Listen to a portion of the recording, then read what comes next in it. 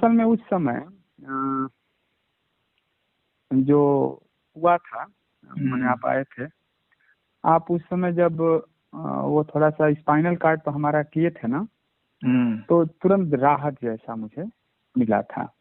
तो अभी 2-3 चीजें दिमाग में आ रही थी। एक की जो यहाँ रिमझिम का घर है रेवतीपुर में, अच्छा, तो वहाँ पर मतलब चूंकि पूरी फैमिली से है ना, हमारा तो बचपन से है, वो एक तरीका से इसकी माँ हमें बेटा मानती है, तीसरा बेटा, आध्यात्मिक बेटा कहती हैं पापा भी।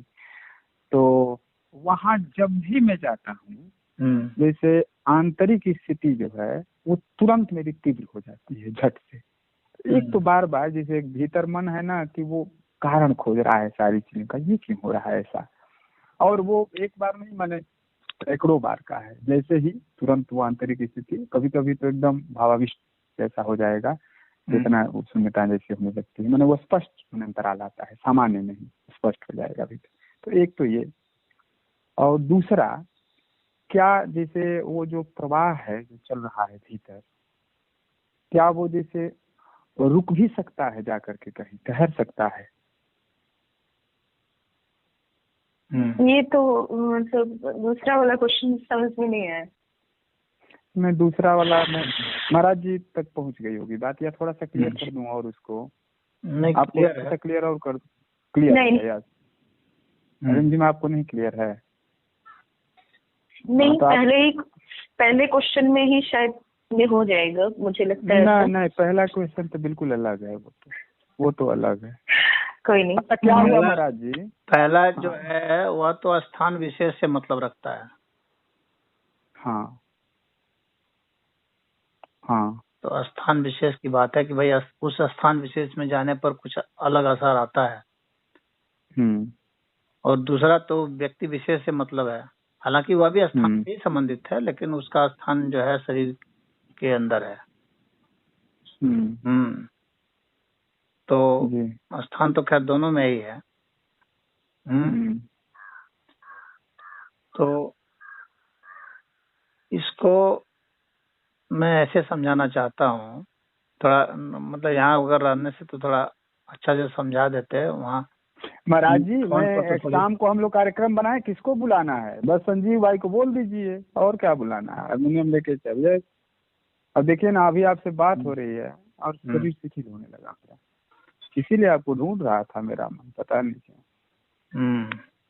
हाँ, मुझे देख रहे हैं फोन पे हो रहा है वो चीज, तुरंत फोन पे होने लगा। जिज्ञासा जो है थोड़ी ज्यादा गूढ़ है। जी तो जी, उसको मैं थोड़ा सा सामने बैठ करके बता। देखिए महाराज जी, अभी आपसे प्यार हो रहा है मुझे, रुकिए, बहुत ज्यादा प्रेम आ रहा है आपके प्रति, पता नहीं क्यों। आपकी आवाज ऐसे सुना और प्रेम तत्व भीतर बहुत प्रबल हो रहा है, अब मिलने का मन कर रहा है बहुत तेजी से। अभी देखिए, संजीव से जरा बात कर लो। मैं कर लूं? कर लूं? तुम भी बात कर लो, क्योंकि तुम्ही को तो आना है दूर।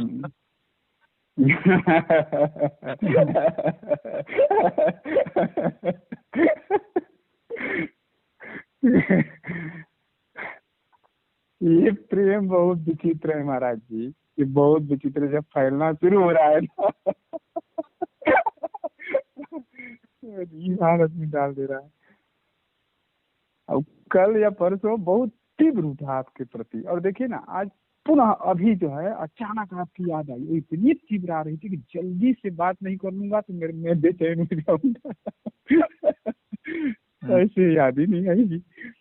और अभी तो क्या है, बस वही 2-4 लोग और यहाँ हम लोग शाम को करेंगे। हाँ, शाम को, इसलिए क्योंकि दिन में यहाँ डिस्टरबेंस होता है, बच्चे नहीं, शाम को ही आनंद भी आता है, तो शाम को ही रखा जाए। और संजीव भाई से ना हो तो मैं देख लेता हूँ, थोड़ा अपना भी देख लेता हूँ, तो बताता हूँ अभी। हाँ, वे लोग ठीक है ना महाराज जी? वे लोग कहते हैं ना कि 6 से 9 रखिएगा। हाँ, और उसी में मतलब कि 2 घंटा होगा तो 1 घंटा में मतलब कोई बाटी चोखा वगैरह यहाँ कुछ ये सब वो सब कह रहे थे कि कुछ इस तरह का बन जाए, भौरी चोखा। हाँ, तो वही वो कह रहे थे कि 1 घंटा में खाने पीने वाला काम हो जाएगा, 2 घंटे में ये हो जाएगा।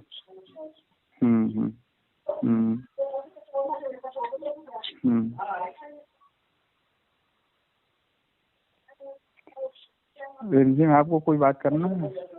नहीं, बस महाराज ने से सुनना था, जब सुनाते वो। नहीं, महाराज जी की आवाज आ रही थी, मुझे इतना फिकर लगा, तो क्या बताऊं। नहीं आ जाना रिमझिम, क्या करना?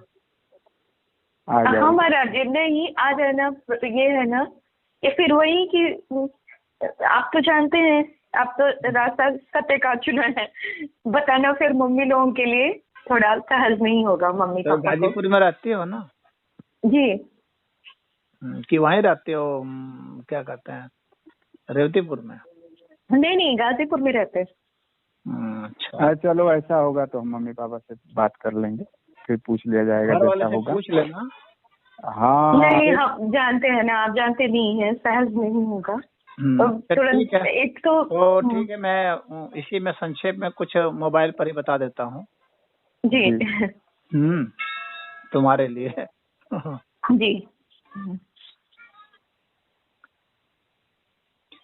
देखो, ये संसार तो हम लोग तब कहते हैं ना जब कोई स्थान होता है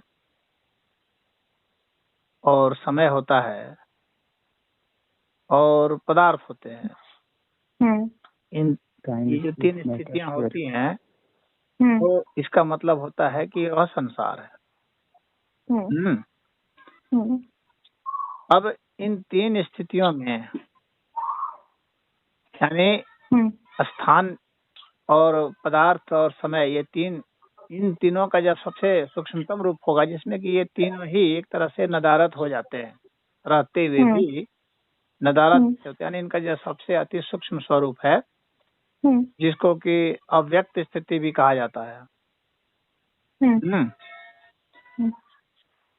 तो वह स्थिति आती कैसे है, तो ये सोचना पड़ेगा कि आखिर ये जितने भी पदार्थ हैं और स्थान है, समय है, आखिर ये लिंक्ड कैसे हैं, कैसे जुड़े हुए हैं एक दूसरे से, और इनके पीछे जो जुड़ने वाले जो तत्व होते हैं उसको छंद कहा जाता है।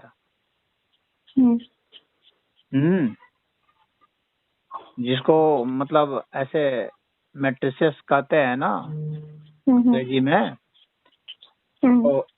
तो वे जो छंद हैं जो कि हम लोग कविता में गढ़ते हैं, लेकिन वास्तव में जो छंद होते हैं जो कि वैदिक अर्थ में समझा जाता है, कहा जाता है, वो रश्मियां होती है। तो ये रश्मियां ही जोड़ती हैं। अब होता क्या है कि ये रश्मियां काफी सूक्ष्म होती है, अभी विज्ञान जो है इन रश्मियों तक नहीं पहुंचा है। विज्ञान तो बहुत सूक्ष्मता में अभी सिर्फ क्वार्क तक गया है, इलेक्ट्रॉन तक गया है, फोटोन तक गया है। और इनके जो स्वरूप हैं जो कि वहां पर उसको तरंगों के रूप में मालूम पड़ते हैं, तो तरंग से थोड़ा सा और सूक्ष्म छंद होते हैं जो उनको जोड़ते हैं। इनको अभी विज्ञान नहीं समझ पाया है कि आखिर जो हिग्स बोसोन वगैरह कहा जाता है तो उसमें कहाँ से वो द्रव्यमान आता है। तो यहाँ पर देखो, ये जो छंद होते हैं वे रश्मियां प्रभावी होती हैं, जोड़ी रहती हैं। तो जिस जगह व्यक्ति का तप ज्यादा होता है वहां पर उस तरह की रश्मियों का प्रभाव ज्यादा होता है। तो इसमें व्यक्ति किसको कह रहे हैं?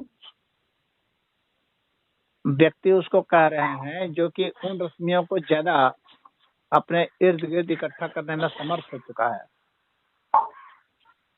महाराज जी, वो किस रूप में होता है, उसका क्या है? उसका तो मैं यह नहीं बता पाऊंगा कि क्योंकि उसका भौतिक स्वरूप तो प्रकट नहीं है। वह तो जैसे हम लोग का ये समझो कि हम लोग जो कुछ भी हम लोग के शरीर में घटता है, जो भी सूचनाएं आती है इंद्रियों के द्वारा, वो मन तक कैसे जाती है? तो मन तक जाती है तो वो सूक्ष्म रश्मियों के जरिए ही जाती है मन तक। फिर मन से वह आत्मा तक कैसे जाती है? तो और अति सूक्ष्म रश्मियां होती हैं, छंद से भी सूक्ष्म रश्मियां होती हैं, ओम रश्मियां होती हैं, वो छंद से भी सूक्ष्म होती हैं, तो वे उनके जरिए जाती हैं। तो यहाँ पर जो है व्यक्ति का अर्थ मेरा मतलब है कि रश्मि किसको कह रहे हैं कि मतलब ध्वनियों से जो सूक्ष्म होते हैं, हाँ, तरंगों से, सॉरी, ध्वनियों से भी बहुत सूक्ष्म होते हैं। मतलब उसमें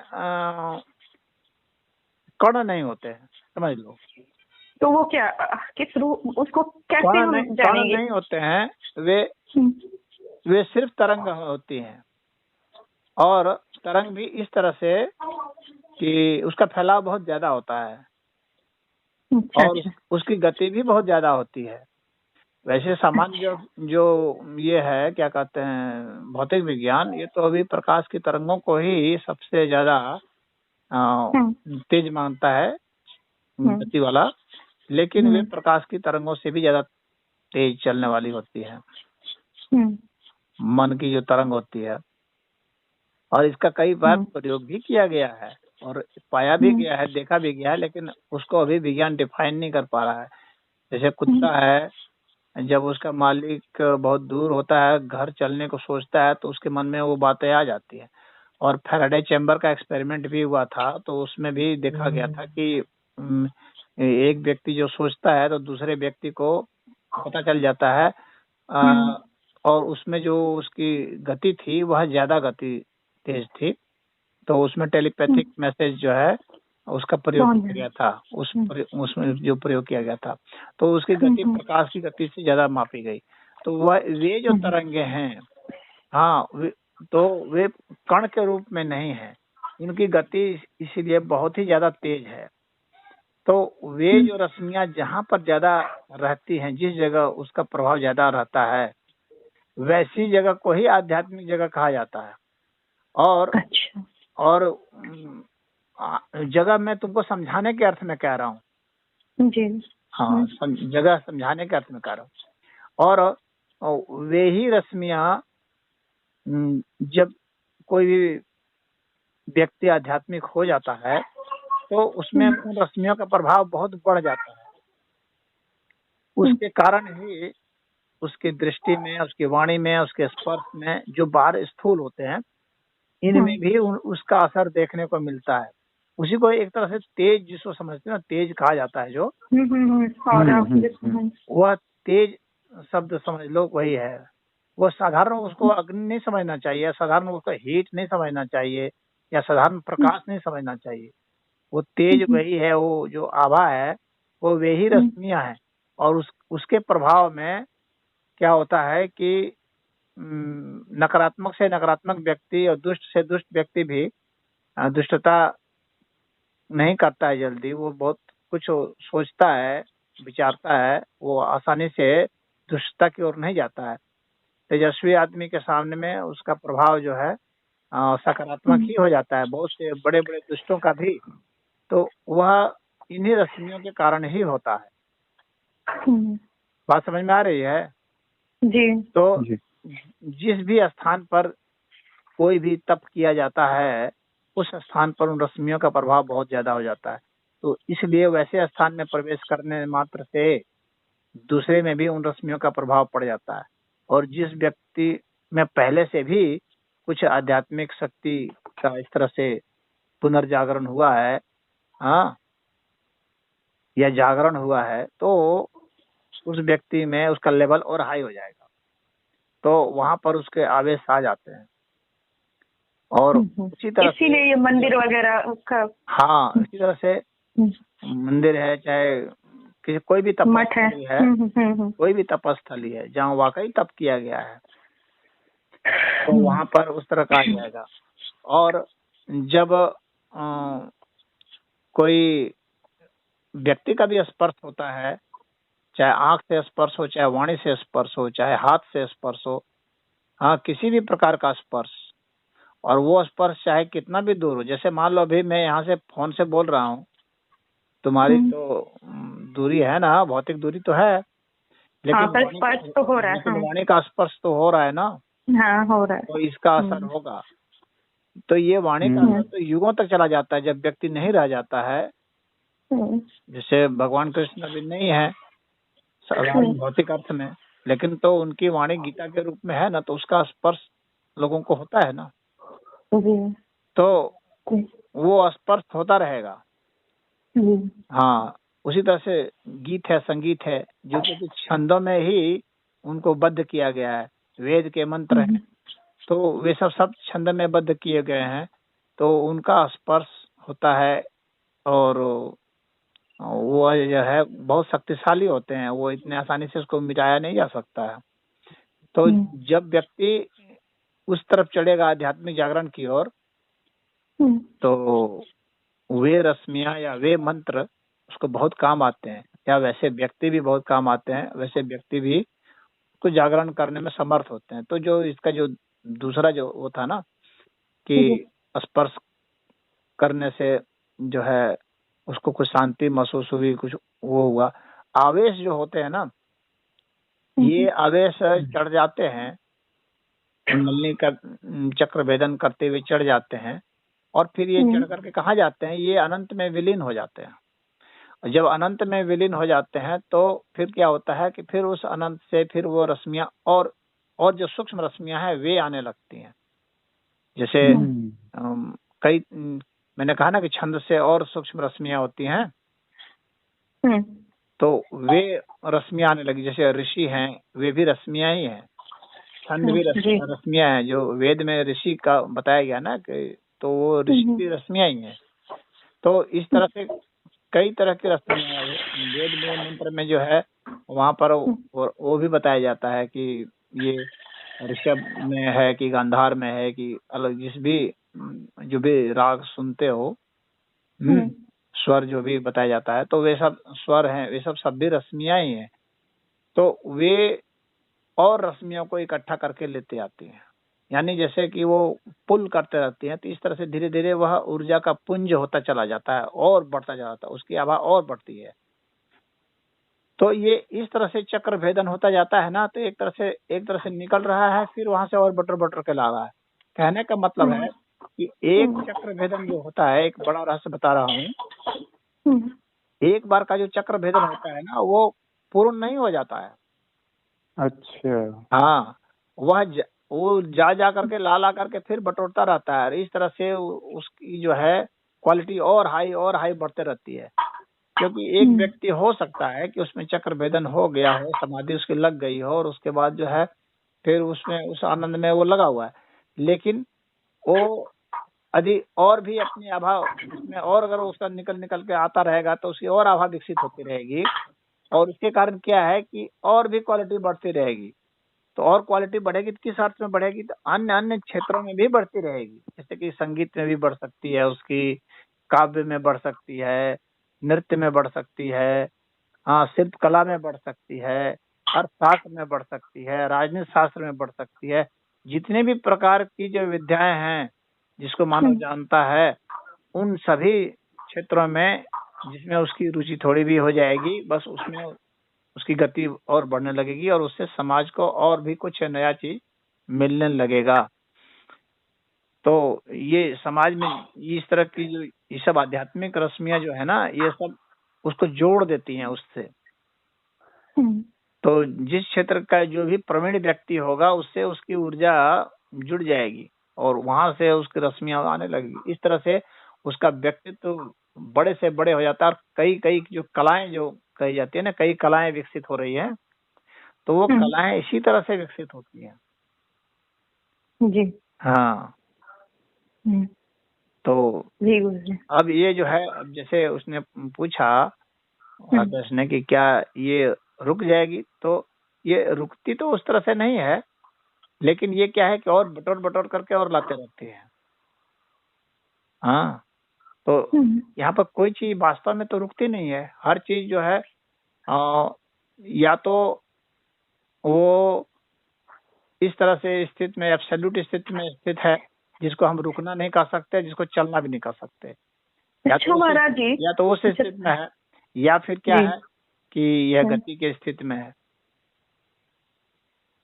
जी, हम ये कह रहे थे कि ये अनुभव जो है, जैसे कभी कभी हम इसको महसूस करते हैं, तो मैं कितने भी इसके डेप्थ में जाना चाहती हूँ, तो एक तरफ से ये पाती हूँ कि अनुभव ये विकास के क्रम में मिल रहा है, ये कोई अचीवमेंट नहीं है। जैसे मैंने अपने आप को कुछ भी कोई भी अनुभव हो। मुझे ये लग रहा है कि मैंने पाया नहीं पाया, मुझे वैसे किया गया, उन परिस्थितियों को दिया गया। तो क्या जो भी हमें अचीव हो रहा है वो हम कर पा रहे हैं, कोई व्यक्ति कर पा रहा है, या वो खुद से दी जा रही है, विकास के क्रम में मिल रहा है, एक विकास की गति है, उसमें सभी चल रहे हैं और सबका हो रहा है। हाँ, ऐसे तो उसको देखो, व्यक्तिगत जब चेतना को लेकर चलते हैं तो फिर उसको व्यक्ति हम लोग कह देते हैं, लेकिन बृहत्तर स्तर पर तो व्यक्ति नहीं रह जाता है ना। नहीं, वो व्यक्ति तो मैंने ऐसे ही पकड़ा, बस मैंने कहा कि विकास किस किस स्रोत के जरिए हो रहा है लोगों का, जैसे आपका हुआ, मेरा ये जी। तो विकास के जरिए जाता है, लेकिन जी विकास होते होते होते एक अवस्था ऐसी आती है जब विकास की सीमा समाप्त हो जाती है। जब वो पूर्ण विकसित कर देंगे, जब अनंत अवस्था आएगी तो विकास नहीं होता, फिर अनंत का विकास नहीं होता। हाँ, विकास जब तक सापेक्ष है तभी तक होता है, जब तक काउंटेबल है। हाँ, जब तक वो रिलेटिव है तभी तक विकास होगा। रिलेटिविटी में ही जो है इवोल्यूशन की संभावना है। इवोल्यूशन जो है एब्सोल्यूट में इवोल्यूशन नहीं होता है जी। तो मतलब हमें हो गया, विकास का मतलब हो गया कि उसको कहीं से कहीं जाना है, जहाँ वो नहीं है वहाँ उसको जाना है, जहाँ उसका अभाव है वहाँ उसको जाना है, उसको विकास कहते हैं। जो नहीं है उसको वह होना है, उसको विकास कहते हैं। लेकिन जो अनंत हो गया तो फिर उसका विकास संभव नहीं है, क्योंकि वो कुछ भी ऐसा नहीं है जो कि वह नहीं है, और वो सब कुछ हो गया। हाँ, वहाँ कोई ना कोई स्थान का वो रह गया, न समय का रह गया, क्योंकि विकास के लिए स्थान भी चाहिए, समय भी चाहिए, द्रव्य भी चाहिए। तो जब वो हो जाता है तो स्थान, द्रव्य, समय से वो परे हो जाता है, फिर वहाँ विकास नाम की कोई चीज नहीं होती है।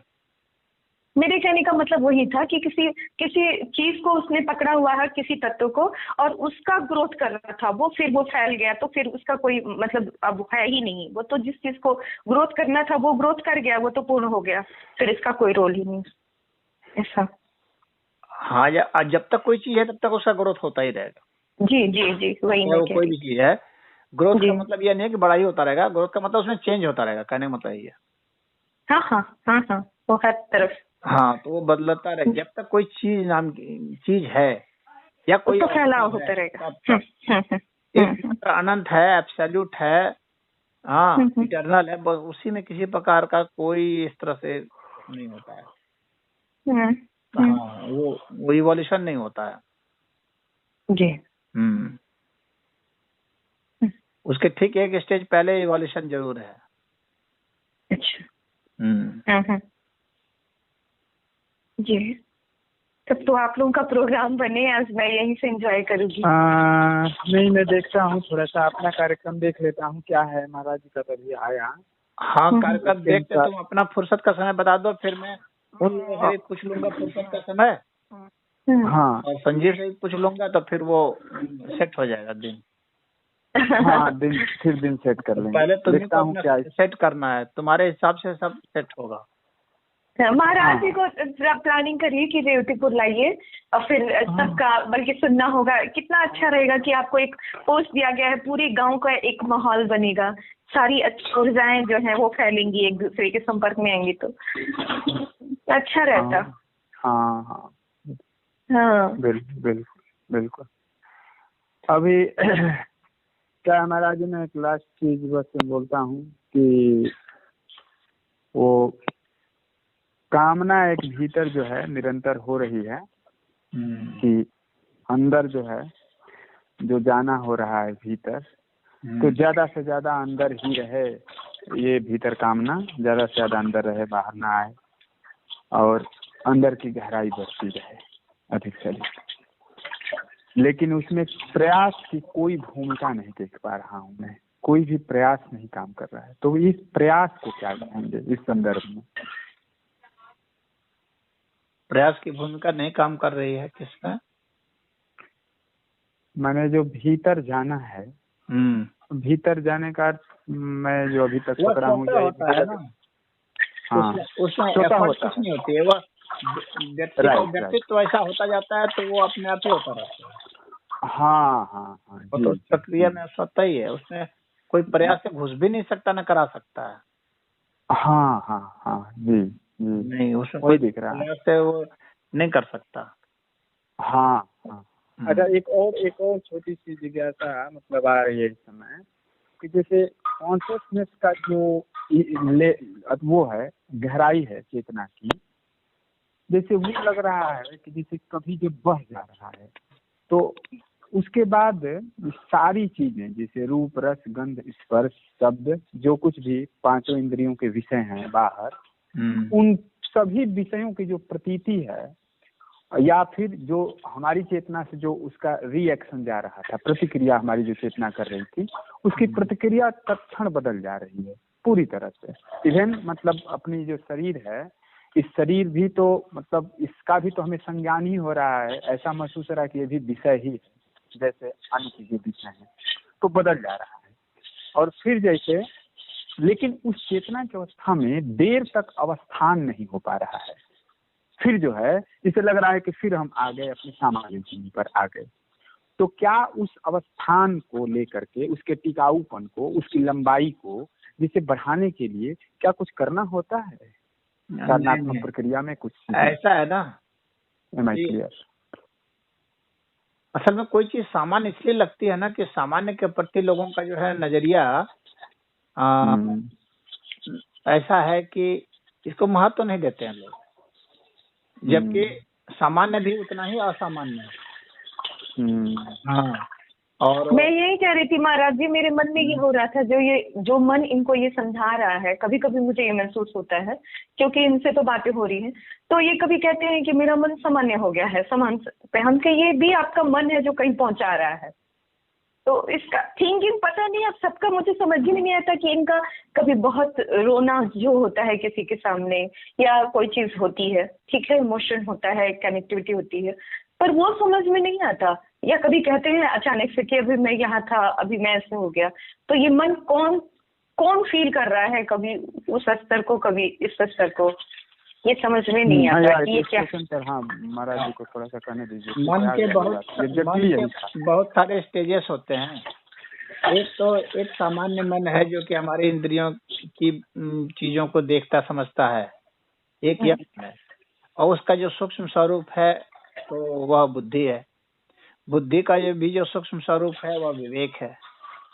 विवेक का भी सूक्ष्म शरीर जो होता है, जो उसका भी सूक्ष्म होता है, वह भाव शरीर होता है। तो ये जो है ना, ये भाव शरीर का मामला है। जो विवेक से भी सूक्ष्म होता है भाव शरीर, उसका यह मामला है। हालांकि मन का ही वह अति सूक्ष्म स्वरूप है तो वह भी मन ही, लेकिन वो अति सूक्ष्म हो चुका है, वो भाव शरीर जो होता है। तो जैसे मेरा अगर होता है कभी ऐसा एक क्षण के लिए कभी वो चीज, तो उसमें अपना दिखता तो है विस्तार होते हुए अपने मन को, ये लगता है कि जैसे कुछ एकदम अलग सा हो गया, लेकिन ऐसी कोई इच्छा नहीं होती है कि मैं बदल गई या मैं इस स्थिति में आ गई या मुझे वैसे होना चाहिए। ऐसे तो नहीं हो पाता। हाँ, तो फिर मैं इनको समझ बात जब कहते हैं।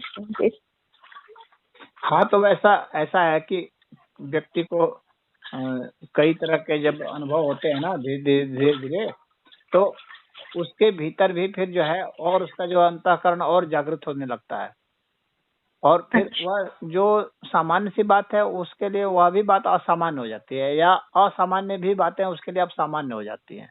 तो उसमें वो सम हो जाता है। सम की स्थिति को ही योग कहा जाता है।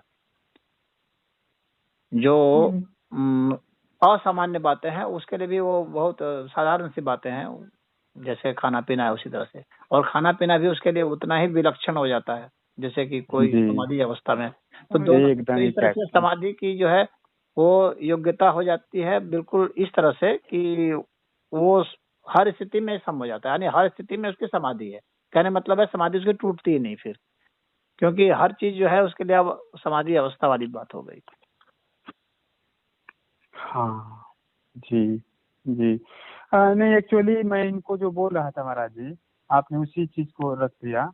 मैं थोड़ा सा बस उसमें ये कहना चाहता था महाराज जी कि मेरे देखे ऐसा है कि अगर मैं कोई संगीत सुन रहा हूँ और आनंदित हो रहा हूँ, या यदि मैं खूब स्वादिष्ट भोजन कर रहा हूँ और आनंदित हो रहा हूँ, तो निश्चित रूप से मैं आनंदित होने के साथ साथ शांत भी हो रहा हूँ, संतुष्ट भी हो रहा हूँ।